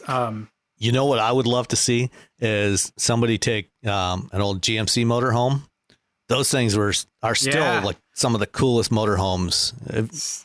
You know what I'm talking about, don't you, Rebecca? Yeah. I don't. What is this? Look up GMC motorhome. There's a whole enthusiast community around those, because basically what they did was they took the Toronado front-wheel drive. Oh my gosh, what a riot! Yeah. So that has the Oldsmobile 425 V8 and the Toronado. It's like TH400. It's a front-wheel drive rig from the Toronado stuck in there, and then it's just got like a dead axle in the back. And yeah, they're really, really popular. And I saw one around here the other day, just sort of languishing on someone's property. I was going to go back with the zoom lens and take pictures. These are amazing. And Hagerty actually has a story about them. So maybe somebody from Hagerty can talk about it. Oh, people love them. They were really cool. You know, they built them for about 10, 12 years, I think. But I'd love to see somebody do an electric conversion on one of those. And the thing is, you know, because the electric motor is so small, you could make that rear wheel drive. You could, because it's a dual rear axle. So you could put one electric motor on each of the rear axles, or you could keep it front wheel drive, you know, because it's got that same bolt pattern, you know, for the V8, you know, get that GM E-Crate motor, and hook it right up there in the front. But, you know, I would say put an electric motor on each of the rear axles, make it, you know, dual rear wheel drive. That would be a hoot. How many? It says so on Wikipedia, for what that's worth, it says 5 years, like 1973, 1978. Seemed like it was longer than that, but yeah. Golly, that's amazing. And it was a design that, you know, even now, almost 50 years later, still looks contemporary. NASA used them. Yeah. Oh. Yeah, they used them to transport the astronauts out to the launch pad. What a riot! In fact, I think they still do. I think they still use one. I think they still have a couple of them that they use for transporting the astronauts out to the launch site. Oh my gosh, I love them. They're so 70s. Yeah. They're like everything cool. Good in the 70s. I mean, if you want to go into like, you know, yeah. There's all kinds of, if you want to get into motorhomes, there's all kinds of weird stuff out there. Oh my gosh, it's awesome. I forget okay. the little. All right, we digress. It was like, yeah. Sorry, another one from Yakov Nimoy. We haven't heard from Yakov in a few months. So Dan's skepticism about the company culture at Aurora and Sam's comments about that got me thinking to share a bit of my own perspective from the Bay Area tech viewpoint. Like Sam said, culture inside an organization really comes down from everyone modeling their leaders' behaviors and reinforcing it as a default way to make decisions without having to run everything up the chain. It's especially reassuring to hear that Aurora practices what they preach, and I can say the same about other organizations here that I've been seeing the inside of. When the bosses demonstrate they care about individual people and don't like jerks, you find the jerks don't gain traction and leave. Likewise, when a boss pushes to break up a meeting-focused culture in favor of solid work, but then schedules 10 hours of back-to-back meetings, the company culture is a meeting culture. It's really as simple as that. Oops. Where'd it go? Sorry. Scroll down. I hit the down button here and skip that. One factor that gets you got it. Yeah. Hopefully, we don't need to comment. One factor that gets overlooked, though, is the minority of culture. These are the folks who are capable of and smart and come to an organization like Uber, Google, or Facebook to surround themselves and work with other people in the top of their fields. The problem arises when these folks find out that they have values different than the prevailing culture, but find themselves trapped in their jobs for various reasons. Often these folks come from a minority background or are less privileged in society than the leaders at the top of that org. I would bet that there are at least 100 of these folks inside Uber ATG, and they will hopefully find working for Aurora a major relief. And you know, I've heard I heard an interview last week on Automotive News's Shift podcast with Chris Urmson. And, you know, one of the things as they've been doing this deal is they've been essentially going through and interviewing all the ATG staff and, you know, making offers to the ones they want to keep. So I think that they're going to, it sounds like they're going to be doing some filtering out of the ones that aren't going to fit with the Aurora culture. Anyway, hopefully we don't need to comment too much on the news that's out there that demonstrates major mismatches of culture inside the Big Fang, which is Facebook, Apple, Amazon, Netflix, and Google, and also the other players here. Moreover, leaders who fully understand culture and enforce, let's call them good values in their orgs, understand these dynamics too. The leaders at Aurora must have been aware of this when striking a deal. I would wager further that they are deliberately figuring out how to keep the folks who will fit well with Aurora coming from ATG. And I think that's exactly what they're doing.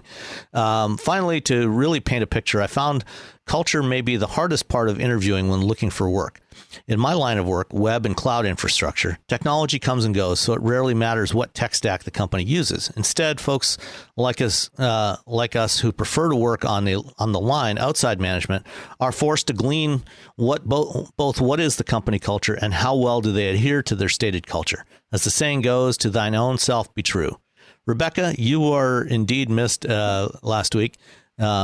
As I would have loved to hear if you had anything to add on culture in the automotive industry from your perspective. And I'd love to hear that too. I mean, obviously you have a very different perspective, as a woman than I do. So I'd love to hear your thoughts. Yeah. I think that one of the things, certainly culture does start at the top for sure. If you, as he says, if you say, we want to be flexible, we want to be nimble, we want to be responsive, and here's 10 hours of meetings with which to do that, you're not going to get anything done. And I think that we certainly, I've worked for all different size companies. And so, but it doesn't seem to really matter. You're still impacted by people at the top.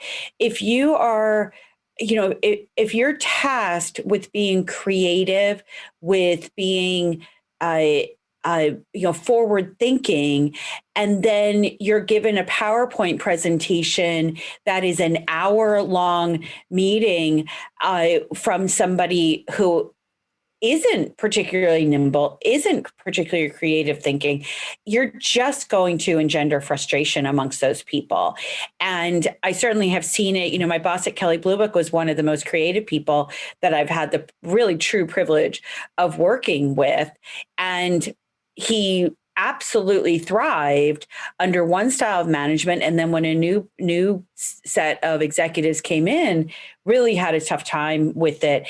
And for the most part, everyone that I've worked with there is gone now from a variety of ways. So I do think the other thing that, and I've said this before, but I firmly believe it, we are not accounting for the changes in demographics as baby boomers retire or they hang on and they're working into their 70s in some cases.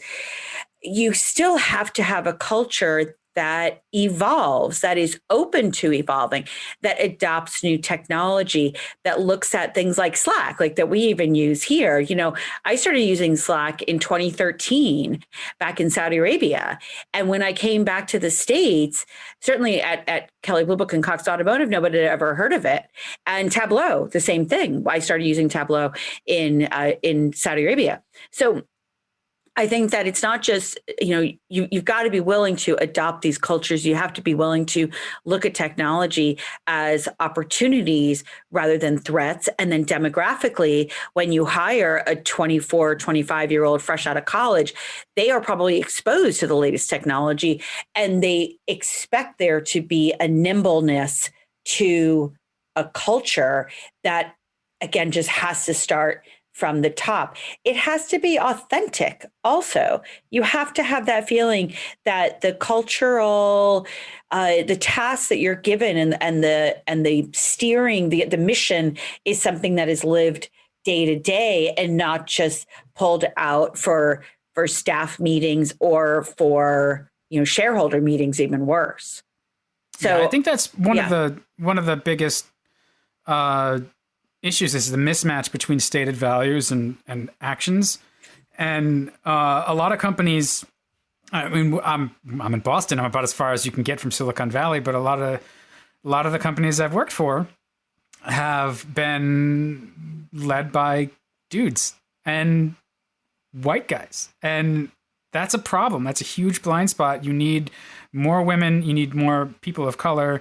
You need those voices for diversity because you need diverse teams to develop products. And imagine the sort of the consequences of what you're developing. Like as a middle class white guy, I don't have those experiences of somebody who didn't grow up in a sort of relatively privileged, safe environment. You know what I mean? Right. Like, well, it's diversity of thought and experience, and it's not identity politics. It is because these people are bringing something different to the table. But I will say that my boss at Kelley Blue Book was a white guy, but he just had incredible diversity. He had the ability to be very open-minded to diversity of thought and experience, and the team I worked with was culturally diverse and experience diverse, although the management was not particularly, the senior level management was not particularly But you diverse. have to be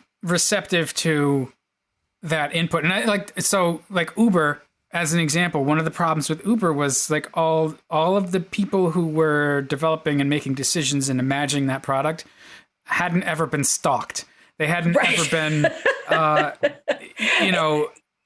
minorities that would have the drivers not pick them up, and there was a lot of blind spots there that they didn't account for, and you're responsible for that product. Right. And Facebook, especially, I mean, Facebook started off as like a version of Hot or Not. Like it was just, That's true. It's just like, there's no consideration given to the nefarious uses of the tool that you're building, and you build this powerful tool and it gets to scale, and then you can't put that genie back in the bottle. So, no, and you can't be naive. You cannot, with technology, you cannot be naive to how people are going to use this and who is going to use it. And who is going to use it and how they're going to use it.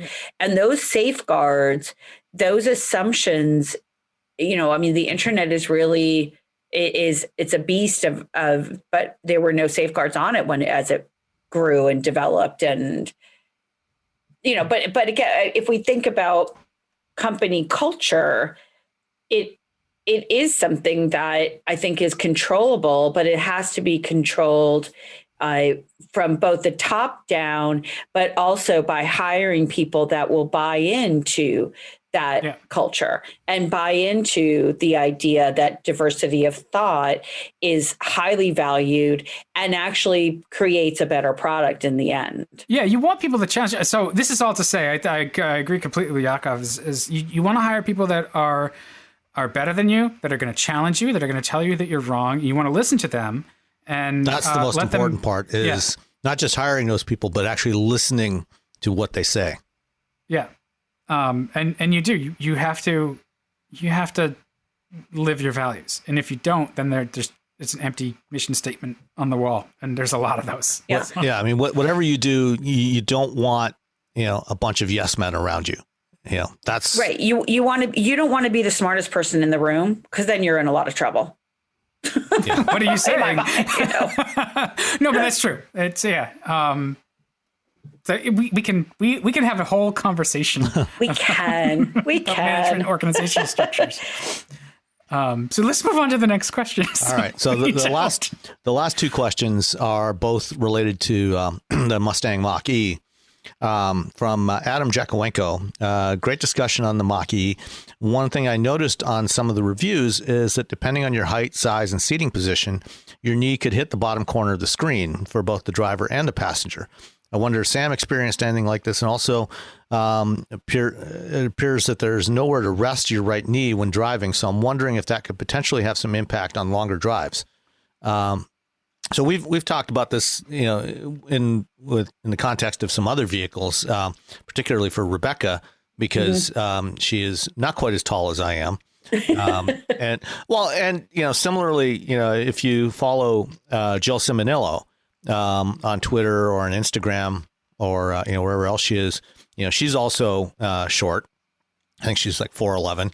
Yeah, and so ergonomics, when you are at any actually not, I was going to say at any extreme, either very tall or very short, but actually it's not even that, because regardless of your height, people have different proportions, different proportions of leg length to torso length, arm length to leg length, and all this.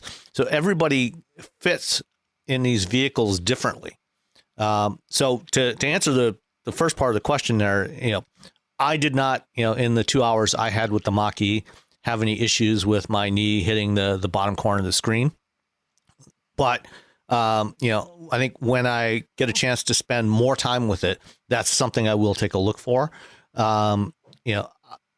It didn't bother me given my particular proportions, but for anybody else, and as I said, Rebecca, you've talked about this before on some of the vehicles that you've driven.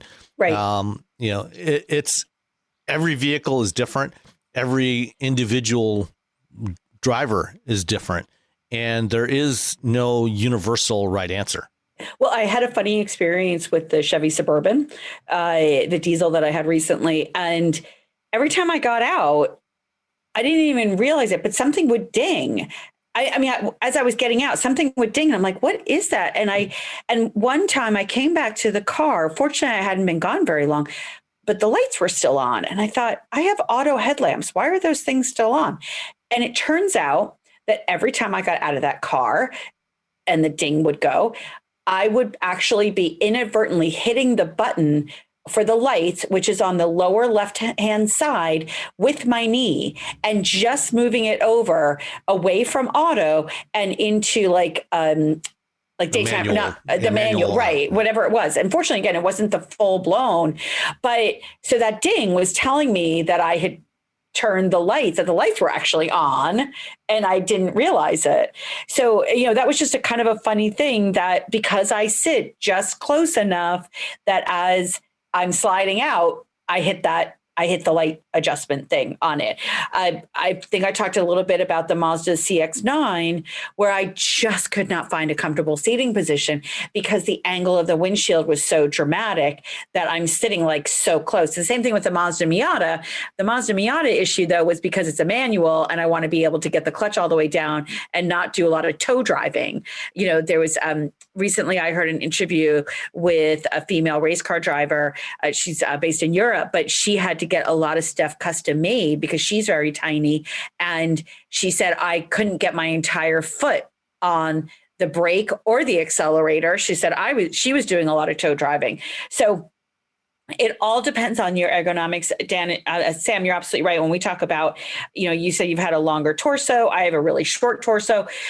How you sit, where you sit. It's one of the reasons why I love electric seats, because you can get those kinds of slight adjustments. The Miata has a manual seat, and so it's kind of like it moves, I think maybe half an inch. Notches. Yeah, the notches, right. And it's just like the one that's just a little bit further back than I want it. The other one's a little bit further than I want it. It's sort of like I want something in between. So ergonomics, it's another reason why it's so critical to test drive this vehicle, to test drive a car that you are thinking of buying, because you have to make sure that you can be comfortable, safe, have good control. I've been on tracks before where I may not be, I'm not coming to I can't stop the car as quickly as I should be able to. And it's actually because I'm not sitting close enough. I've got to be able to get the full, you want that full extension and be able to pound hard enough on that brake pedal in order to stop the car. So there's all these kind of safety features. Visibility is an issue. Ergonomics is a key thing when purchasing a vehicle. And that, unfortunately, is confined to your body in particular. That's my rant on ergonomics. Yeah. All right.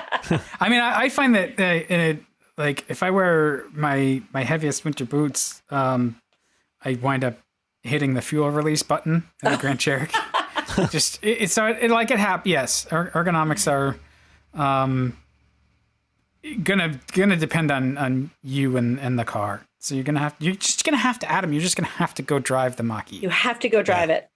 Well, I think we're gonna have to. I'll have to make a note that one of these days we've got to do a segment just on how to test drive a car. Yes. Before you buy. And I think it is crucially important that whatever you're considering buying, you need to go actually sit in it, get in and out of it repeatedly, drive it, don't ever buy a car without having driven it first, for as long as possible. Yeah. Yeah. But we'll come back to that topic on a future show. Anyway, final question for this week. I've been listening to this is from Charles Painter. I've been listening to the show for a while and have many questions, but we'll start with just one main question on EVs. I've toyed with the idea of getting an EV, but I don't want to drive a laptop on wheels. Even the new Mustang Mach-E looks like nothing but some laptop computer inside with that large touchscreen. Gee, can you play Angry Birds on it? No games. I like that question. If you want to do that, you have to buy a fart Tesla. Noises and the closest I've seen to a car that is an EV is the Nissan Leaf. It's bad enough that more and more cars are using digital speedometers, but to put just about all of the car's controls on a large touchscreen is not driving. I want the car to look like a car on the inside before I would ever buy it. I haven't heard any comments from the group on this. I guess you haven't been paying enough attention. Wait a minute. Anyway, I thought you said you were listening. As Rebecca has said, if you want EVs to take hold, there has to be the driving experience. And by the way, I've decided that if they removed the word intuitive from the English language, there wouldn't be much said on the show. Why are you so angry, Charles? Intuitive is a good word. It's a good. I mean, do you want us to start saying crap like falls easily to hand? Yeah, I think you should check out the Chevy Bolt. First of all, I love the Leaf. The Bolt is another pretty regular car that happens to be an EV. Yeah, but I don't disagree. And then we've talked about that with the interfaces where the screens are there because they're kind of a new cool looking thing, but also because for a lot of EV upstarts, it's so much cheaper than switchgear, which is sort of one of the hidden ways where they've sold you on one thing while they save money on the other. And the controls, you have to be able to use major controls without looking at them. So I agree with all those points. I don't have a dissent there, but definitely go check out the Bolt. Yeah, I think that the reality is simply that vehicles are becoming more of a technology product, and the trend in technology is towards larger screens, towards more capabilities. And, unfortunately, this is just, we don't really have a lot of control over the domination of technology in everyday life anymore. It's coming. We just have to try and manage it. Yeah. And, unfortunately, it seems increasingly to be what a lot of consumers want. Even if they don't necessarily know, why what they should have as opposed to what they want. I agree with both of my friends here and with you, Charles, that you shouldn't have all those controls embedded in the touchscreens. But as Dan said, engineering physical controls is costly. It adds cost to build that stuff, to develop that stuff, to build it. You're going to have more wiring, more pieces. It's going to be tougher to manufacture than just doing it all in software. But I think to do it right, until we get to a point where you have vehicles that truly are self-driving, that's what manufacturers need to do. They need to engineer that stuff. And as much as I am not a fan of big touchscreens, I think Ford, with the Mach-E, they're looking at the customer, the market that they're going after, the people that really want something like a Tesla. I think that they struck about as good a balance as they could with that vehicle. Yes, it has a 15.5-inch touchscreen, but they've done a good job on the UI with that. It does have a nice big physical volume knob. It does keep important controls like your windshield wipers and your lights as physical controls. You have a stock on the steering column for the wipers to control the wipers, just as you do on any other Ford vehicle. You've got the same physical knob for the lights, and a number of other things in there are still done with physical buttons and switches. So I think that they have struck a reasonable, if not perfect, balance there.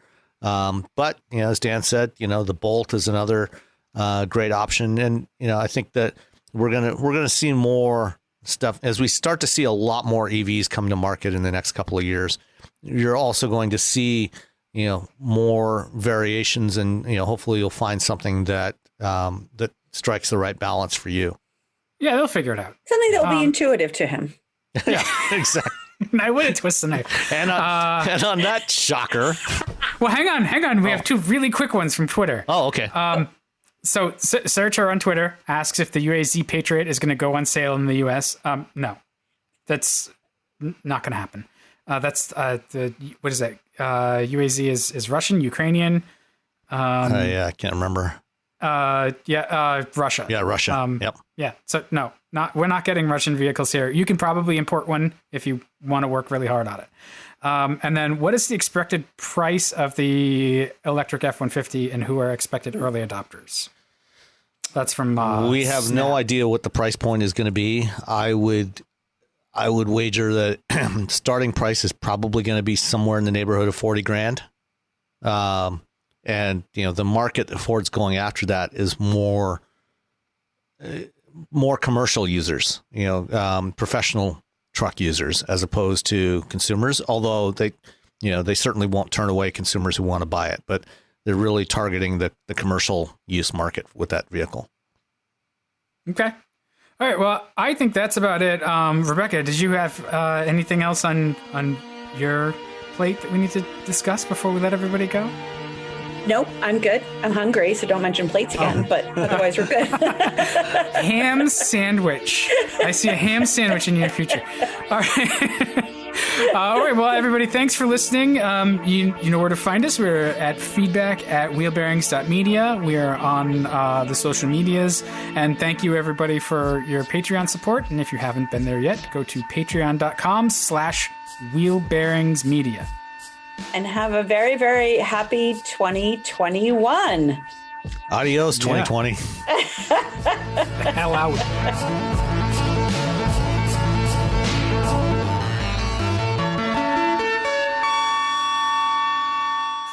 Thanks for listening to Wheel Bearings. Hey, we love to listen to our listeners, too. Drop us an email to feedback@wheelbearings.media with your thoughts, questions, or conversation starters. That's feedback@wheelbearings.media. You can also find us on Twitter @wheelbearingscast. Don't use any vowels except for the A in cast. So that's WHLBRNGS cast. Thanks again. We hope to hear from you soon.